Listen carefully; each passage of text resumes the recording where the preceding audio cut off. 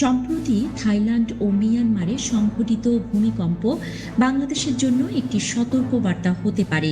ভূমিকম্প প্রবণ অঞ্চলে অবস্থান করার কারণে আমাদের সচেতন ও প্রস্তুত থাকা অত্যন্ত জরুরি। তাই ভূমিকম্পের সময় ও পরবর্তী করণীয় সম্পর্কে জানা থাকা অত্যাবশ্যক। ভূমিকম্পের পূর্বে করণীয়: শক্তিশালী টেবিল বা ফ্রেমের নিচে আশ্রয় নেয়ার অনুশীলন করুন।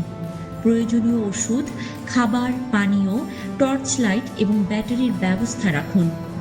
গ্যাস, বিদ্যুৎ ও পানি সংযোগের নিরাপত্তা নিশ্চিত করুন। জরুরি যোগাযোগ নম্বর সংরক্ষণ করুন এবং পরিবারের সদস্যদের ভূমিকম্পকালীন পরিকল্পনা সম্পর্কে অবহিত করুন। ভূমিকম্পের সময় করণীয়: ঘরের ভেতরে থাকলে টেবিল বা মজবুত আসবাবের নিচে আশ্রয় নিন। জানালা, কাচের দরজা ও ভারী আসবাব থেকে দূরে থাকুন। লিফট ব্যবহার করবেন না। রান্নাঘরে থাকলে চুলা বন্ধ করুন।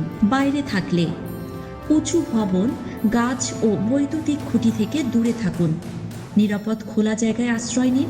সেতু ও ওভারপাসের নিচে দাঁড়াবেন না।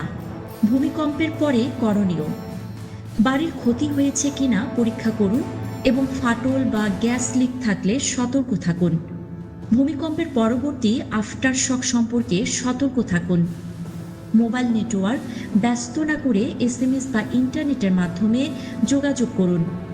যদি ভবন ক্ষতিগ্রস্ত হয় তবে দ্রুত নিরাপদ স্থানে সরে যান। আহতদের প্রাথমিক চিকিৎসা দিন এবং উদ্ধারকর্মীদের সহায়তা করুন। বাংলাদেশ একটি ভূমিকম্প প্রবণ দেশ হওয়ায় আমাদের সবার উচিত আগাম সতর্কতা ও প্রস্তুতি রাখা।